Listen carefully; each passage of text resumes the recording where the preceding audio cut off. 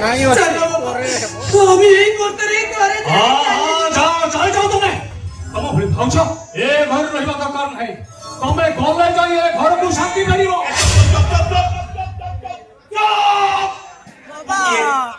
तू गोटे third person तू कौन कही मो झील को नहीं मुझे देवी ता स्वामी अरे ता गात में घरे नहीं आसू हाथ खाली रखी दो तापरे मो झील को ढुले कि मुझे चली जीवी कहानी किछि रखिबा दरकार नाही जे बाजे कथा न कबे जेते सिट बाचो तम छतर खाइछ मु संगे धरी चुपचाप ए घरु बाहर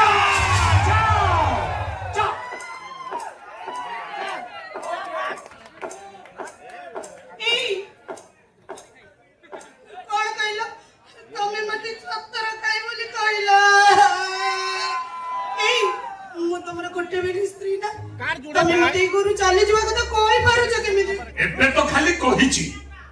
या परे अनेक किछि घटाइबी आपा कौन घटेइबो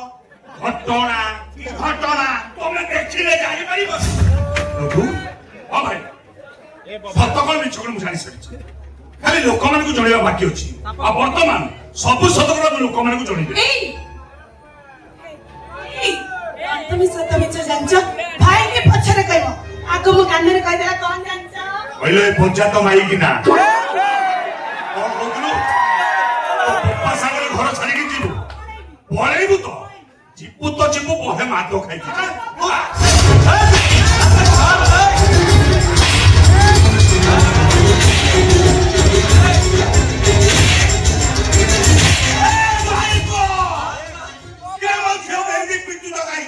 एटा तुम झियो नुह आउ एटा साउ भाउजो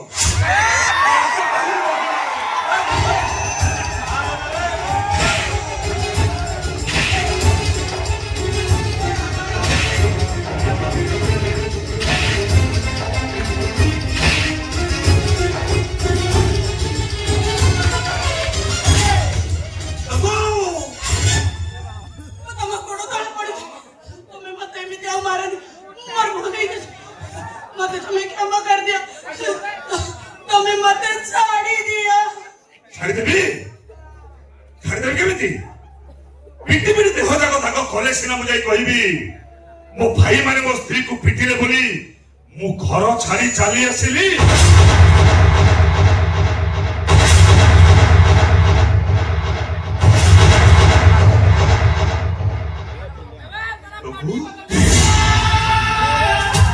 जगन है जहर कला जहर चलती लोक मैंने मत कहती बड़ाटा पुलिस वाला कौन एले पक्का जानुआ तुम एमिति कोन कहउछ एमिति कहबी मो भाई जबस्त्री को खराब व्यवहार करछथि ओई कथा लोक मन कहि परबी ए कहिले लोक मन कथा को विश्वास करबे परम समते ओलटा मो दोष देबे कहिले भाईटा पाठ साठ पढै मनिष चाकरी करे देला चाकरी ढाई साला परे स्त्री को संगे दरसी बाहर रहउची तेणु पिटी या कागज कले सिना मुझे लोक निंदारू बंची जीवी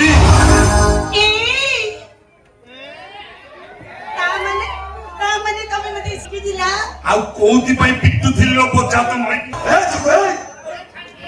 तू तो भाई के चरित्र हिनो मने कहि पर थारो ध्यान मन मालिक नहीं ना मौसा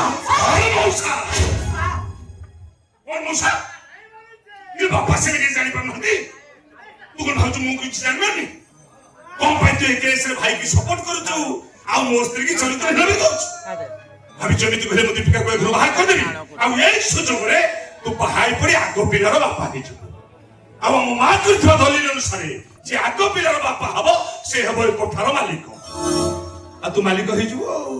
एया तो तामाने तो मां एमिति गोटे दलिल कर जाय जनी आ सही कोठा को दी भाई पाइबे बोली मो सोदंदी कोदाच व्यवहार करछनी मो कि दुश्मन को आशा पूर्ण भक्त देबी तुम एमिति वस्त्र धरी वर्तमान मु महिला कमिशनर को कहूछु